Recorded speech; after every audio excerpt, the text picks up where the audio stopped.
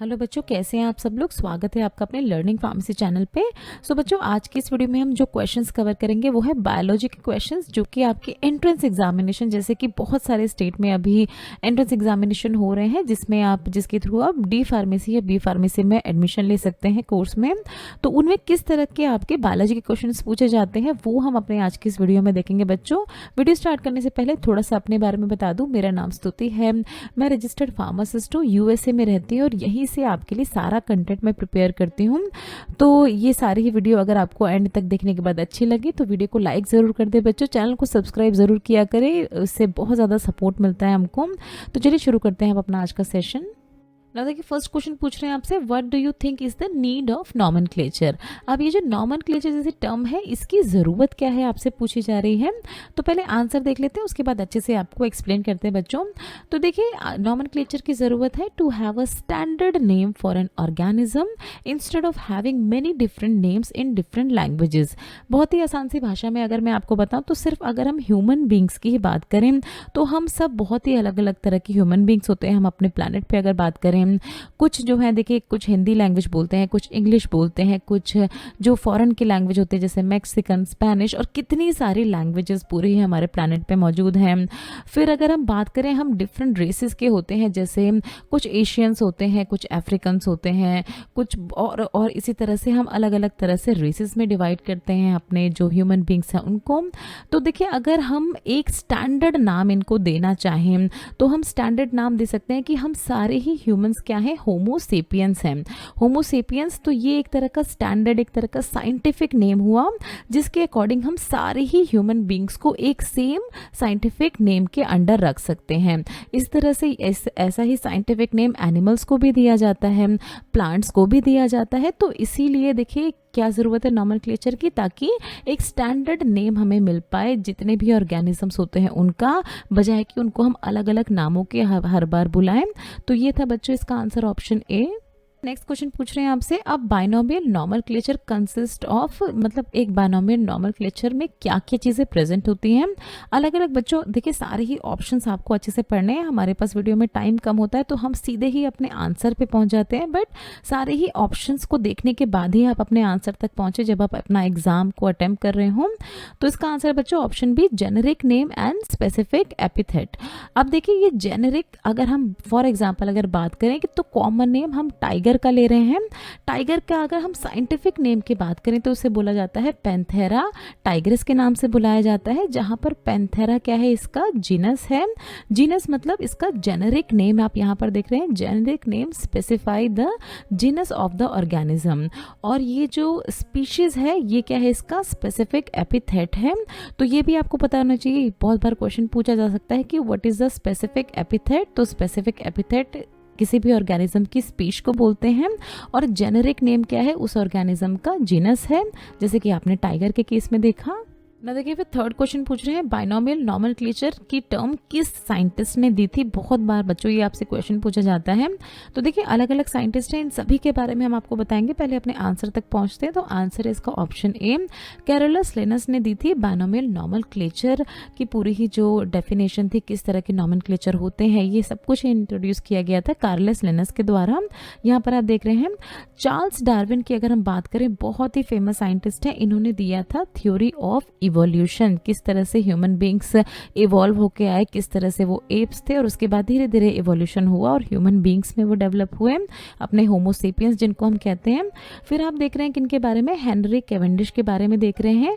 ये साइंटिस्ट है जिन्होंने डिस्कवरी की थी हाइड्रोजन की। सबके बारे में देखिए, किसी से भी क्वेश्चन पूछा जा सकता है किसी के भी बारे में, तो सबके बारे में आपको पता होना चाहिए। तो हमने देखा हेनरी के बारे में जिन्होंने डिस्कवर किया है हाइड्रोजन को, एंड जेम्स कैडविक या जेम्स चैडविक कहा जाता है जिनको, इन्होंने डिस्कवर किया था न्यूट्रॉन को। तो ये बहुत ही फेमस 4 साइंटिस्ट हैं बच्चों जिनके बारे में आपको याद होना चाहिए। नेक्स्ट पूछ रहे हैं, देखिए, आज़ादी रचता इंडिका वॉर माइनर वेलेटॉन, ये किस जीनस को बिलोंग करते हैं। जीनस के बारे में पूछ रहे हैं बच्चों आपसे। डिफरेंट ऑप्शन है, आंसर है बच्चों इसका ऑप्शन ए, आज़ादी रचता। इसमें देखिए, ये आज़ादी रचता इंडिका क्या है, ये नीम ट्री का एक साइंटिफिक नेम है, जहाँ पर ये जो आज़ादी रचता आप देख रहे हैं ये है इसकी जीनस, और इंडिका जो आप देख रहे हैं ये है इसकी स्पीश, जैसे कि हम अभी देखते ही आ रहे हैं अपने सारे क्वेश्चंस में। वेलेटॉन के बारे में जो आप देख रहे हैं, वेलेटॉन ऐसे साइंटिस्ट हैं जिन्होंने पहली बार नॉमेनक्लेचर दिया था इस नीम ट्री का। इस नीम ट्री को साइंटिफिक नेम दिया था आज़ादी रश्ता इंडिका के नाम से, इसलिए यहाँ पर आप देख रहे हैं वेलेटॉन। तो ये भी एक अपना एक सेपरेट क्वेश्चन है, किसने दिया था साइंटिफिक नेम नीम ट्री को, तो दिया था वेलेटॉन ने। देखिए नेक्स्ट क्वेश्चन आपसे पूछ रहे हैं साइंटिफिक नेम लायन का पूछा जा रहा है आपसे। डिफरेंट ऑप्शन है बच्चों, आंसर इसका ऑप्शन ए पैंथेरा लियो। अब देखिए इस तरह के क्वेश्चन हम आपसे इसलिए डिस्कस कर रहे हैं क्योंकि बहुत सारे बच्चे बहुत बार गलती करते हैं इन तरह के क्वेश्चंस में। यहाँ पर आपको एक चीज़ याद रखनी है, जब भी साइंटिफिक नेम की बात की जाएगी तो जो जीनस होता है वो हमेशा ही क्या होता है, कैपिटल लेटर से स्टार्ट होता है, और जो स्पीच होती है वो हमेशा ही लोअर केस लेटर यानी जो स्मॉल केस लेटर होते हैं उनसे स्टार्ट होती है, लोअर केस लेटर से। आप देख रहे हैं यहाँ पर आपके चारों ही ऑप्शंस हैं, बट यहाँ जो आप स्पीच देख रहे हैं तीनों ही ऑप्शन में तीनों ही स्टार्ट हो रही है किससे, अपर केस लेटर से। तो ये तीनों ही एलिमिनेट भी आप कर सकते हैं। इसी तरह से मान लीजिए बाकी के भी आपके कोई क्वेश्चन आते हैं जहाँ पर स्पीच आपकी लोअर केस लेटर से नहीं है, अपर केस लेटर से है, तो सीधे ही एलिमिनेट हो जाएंगे ये तीनों ही ऑप्शंस। ऑप्शन ए हमारा बच्चा पैंथेरा लियो जो कि एक करेक्ट आंसर है, क्योंकि यहाँ पर आप देख रहे हैं जीनस स्टार्ट हो रहा है कैपिटल लेटर से और स्पीच स्टार्ट हो रही है, स्पीचेस जो है वो स्टार्ट हो रही है लोअर केस लेटर से। तो आंसर हमने चूज किया अपना option A Panthera leo. Next question भी इसी तरह का कंफ्यूजिंग क्वेश्चन है, Mangifera indica is a binomial nomenclature of mango. अब देखिए बच्चों ने अगर पढ़ा होगा इसके बारे में तो वो आसानी से बोल देंगे कि yes it's true, Mangifera indica तो मैंगो का ही बाइनोमियल नॉमेनक्लेचर है, बट ये आंसर है इसका फॉल्स। अब जैसे कि हमने आपको पिछले वाले क्वेश्चन में एक्सप्लेन किया था, तो आई होप बहुत सारे बच्चे पता लगा पाए होंगे इसके बारे में। यहाँ मैग्नीफेरा इंडिका देखिए बाइनोमियल नॉमेनक्लेचर तो है, साइंटिफिक नाम तो है मैंगो का, पर यहाँ पर आप देख रहे हैं इंडिका जो है ये कैपिटल लेटर में लिखा हुआ है। जैसे कि अभी हमने बताया था स्पीच हमेशा लोअर केस लेटर जो होंगे उसमें लिखी जाएंगी, दैट इज वाई ये फॉल्स हो गया। अगर ये लोअर केस लेटर में लिखा जाता है, यहाँ पर आप देख रहे हैं मैग्नीफेरा स्पीच को अगर लोअर केस में इंडिका इस तरह से लिखा जाता तो ये आंसर करेक्ट होता, बट अभी ये फॉल्स हो गया है। नेक्स्ट क्वेश्चन पूछ रहे हैं, देखिए who is the father of virology. Father of virology इनमें से किन्हें कहा जाता है, तो आंसर है बच्चों इसका ऑप्शन डी मार्टिनस बेजर्निक को कहा जाता है फादर ऑफ वीरोलॉजी। ये देखिए डच से बिलोंग करते थे, डच साइंटिस्ट थे और ये माइक्रोबायोलॉजिस्ट एंड बोटानिस्ट थे, और इन्होंने फर्स्ट टाइम वायरस का ये जो नाम है वायरस को इसका नाम दिया था। ये देखिए अपनी रैंडम स्टडीज करते ही रहते थे अपनी लेबोरेटरीज में, तो वहाँ पर देखिए तब तक वायरस का कोई कंसेप्ट नहीं था। इन्होंने देखा कि कोई ऐसा ऑर्गेनिज्म है जो कि अपने आप को रिप्रोड्यूस कर रहा है, मतलब अपने नंबर्स को डिवाइड किया जा रहा है 1 से 2, 2 से 3 और ऐसे ही मल्टीपल नंबर में अपने आप को रिप्रोड्यूस कर रहा है। तो उसमें इन्होंने इसका नाम दे दिया कि इस तरह के जो ऑर्गेनिजम्स हैं अब से इन्हें वायरस के नाम से जाना जाएगा। और उसी के बाद देखिए बहुत सारी स्टडीज़ हुई, बहुत सारी ऐसी डिसीज़ पता लगी जो इन वायरस की वजह से होती है, और इन्हीं को क्योर करने के लिए बहुत सारी ड्रग्स जैसे एंटीवायरल कैटेगरी की ड्रग्स बनाई गई। तो सबसे पहले इसका नाम दिया था वायरस का नाम दिया था मार्टिनस बेजर्निक ने। नेक्स्ट क्वेश्चन देखिए, the word taxa means, taxa को किस नाम से जाना जाता है, तो आंसर है बच्चे इसका ऑप्शन डी क्लासिफिकेशन बोला जाता है टेक्सा को। देखिए टेक्सा को बोला जाता है क्लासिफिकेशन, और टेक्सा यानी क्लासिफिकेशन की स्टडी को बोला जाता है क्या, टेक्सोनॉमी। तो टेक्सोनॉमी के बारे में बहुत सारे बच्चों ने पढ़ा होगा, बहुत सारे बच्चों ने सुना होगा। टेक्सोनॉमी क्या होती है, देखिए क्लासिफिकेशन की जाती है एनिमल्स की, जिसमें हम ह्यूमन बींग्स भी आते हैं, उनको डिफरेंट कैटेगरीज में क्लासीफाई किया जाता है। फॉर एग्जाम्पल अगर हम बात करें ह्यूमन बींग्स की, तो हमने देखा हमारा साइंटिफिक नेम है होमो सेपियन, बट और भी देखिए इसमें बहुत सारी चीज़ होती है, जहाँ पर देखिए जीनस में होमो आ गया, स्पीशीज में हम सेपियंस आ गए, यहाँ पर आप देख रहे हैं फैमिली देख रहे हैं आप, हमारे ऑर्डर देख रहे हैं, ऑर्डर में हमें प्राइमेट्स कहा जाता है, हम किस क्लास से बिलोंग करते हैं, मैमिलिया क्लास से बिलोंग करते हैं। फाइलम क्या है हमारा, तो कोरोडाटा फाइलम है हमारा। किंगडम कौन सा है हमारा, एनिमेलिया है। किस डोमेन से बिलोंग करते हैं, तो यूरेका डोमेन से बिलोंग करते हैं। तो ये सारी ही चीज़ देखिए क्लासीफाई किया गया है हमारे ही साइंटिफिक नेम को, हमारी ही कैटेगरी को, तो उसको कहा जाता है देखिए टेक्सोनोमी। देखिए नेक्स्ट क्वेश्चन में पूछ रहे हैं आपसे, इसमें से कौन सी डिसीज है जो कि कंजेनाइटल डिसीज की कैटेगरी में आती है। डिफरेंट ऑप्शंस दिए हैं बच्चों, आंसर है इसका option D sickle cell anaemia.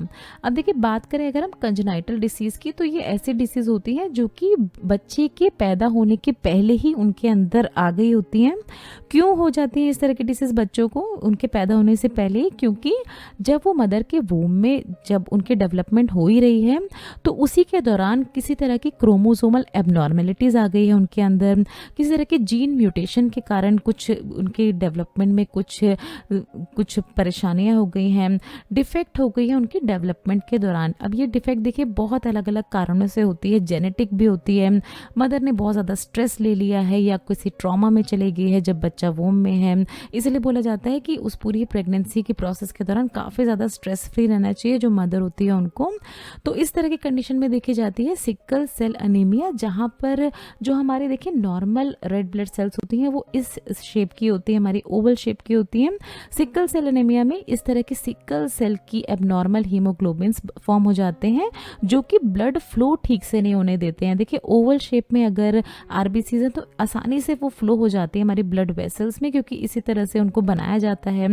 But अगर वो सिकल सेल में कन्वर्ट हो गई हैं तो यहाँ देखिए वो ब्लड वेसल को ब्लॉक कर देंगी, ब्लड को ठीक से फ्लो नहीं होने देंगी, तो काफ़ी ज़्यादा डेडली डिसीज़ भी मानी जाती है ये जिनको भी होती है, तो काफ़ी ज़्यादा अर्जेंट ट्रीटमेंट की ज़रूरत पड़ती है।